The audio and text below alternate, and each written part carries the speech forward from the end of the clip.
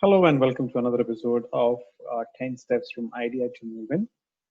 I hope you are liking these episodes and are ready to continue along the rest of the process.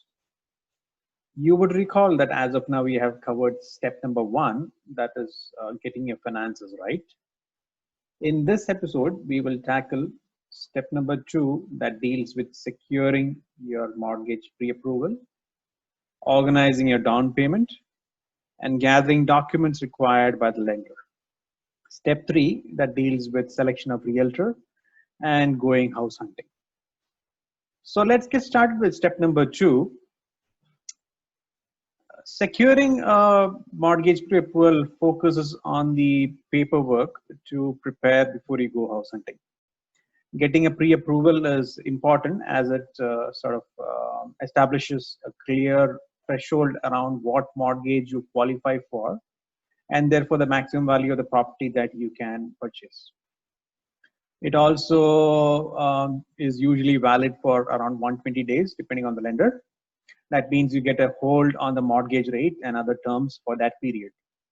You might need to request for an exception or get a new pre-approval if you're not able to close on a mortgage or on a property or a mortgage within 120 days of the approval.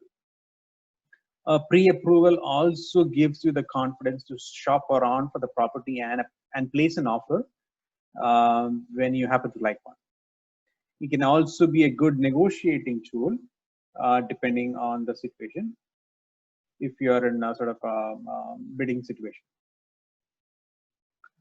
Now, the pre-approval itself comes with some conditions, and you need to be aware that the subject property is unknown when a pre-approval is secured. This means that the lender still has not confirmed the marketability of the property, and the property is always subject to approval by the lender based on the value, the location, the type, the condition of the property, status certificate if it is a condo, and a couple of other factors.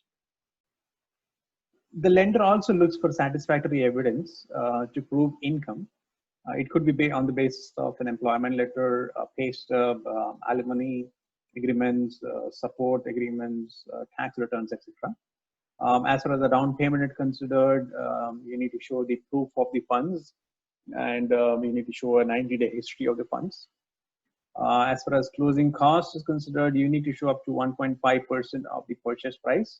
Practically, you might even need more, but the lender looks at 1.5% of the purchase price.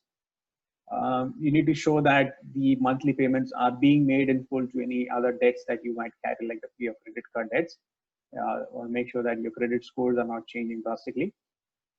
Another important aspect to note is that a mortgage pre-approval can be revoked or cancelled if your financial situation fundamentally changes. That is, if you happen to lose your job or slash income, or you happen to take on more debt than was noticed at the moment of the pre-approval. Or it could also be that the property itself is not approved, and so the pre-approval stands invalid. Next up is organizing your down payment and the various other documentations required by the lender. Make your arrangements to withdraw from your RRSP if you're making use of the home buyer plan.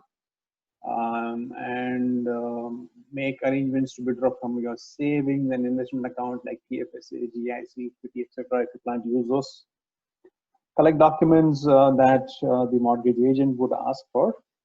Typically for salaried borrowers, it involves securing a letter of employment with adequate details, recent pay stubs, last 2 years of tax returns, notice of assessment, proof of down payment, proof of closing costs, and any other documents that may be required. If you would like to know the documentation requirement for a self-employed or a business owner, please do reach out to me. I can supply that the same to you. With this, we close the step number two, and now let's move on to step number three, which is about selecting your realtor and starting the search for your dream house. A couple of tips when it comes to selecting your realtor. Please choose somebody who is Number one, an expert on the local real estate market, somebody who operates in the neighborhoods that you're looking to buy in. Secondly, find a realtor who can work around your schedule. It should be somebody who will answer the phone. It's a simple expectation, but you might be surprised. Also, it might be a good idea to choose somebody who is tech savvy. You should not have to meet a realtor physically to sign on offer documents. Understand how they will be sharing listings with you and so forth. And also do share your requirements and expectations with them. And then also understand their plan or approach to address your requirements. Do note that you will be entering into a contract with the realtor and you would be committing to work with them exclusively for the defined period.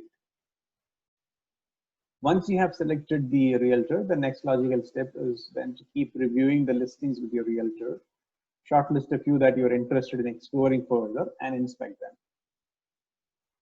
With this, we conclude the step 3 of the home buying process. In the next episode, we will review step number 4 and 5, which basically involves finding your right home, making an offer, getting your offer accepted, and finalizing the purchase agreement. I hope you found this episode to be useful. As always, reach out to me or email me if you have any questions. If you found this video to be useful, please do share this video with friends and family. And do not forget to click the like button. I'll be back with more useful information shortly. Till then, take care. Bye.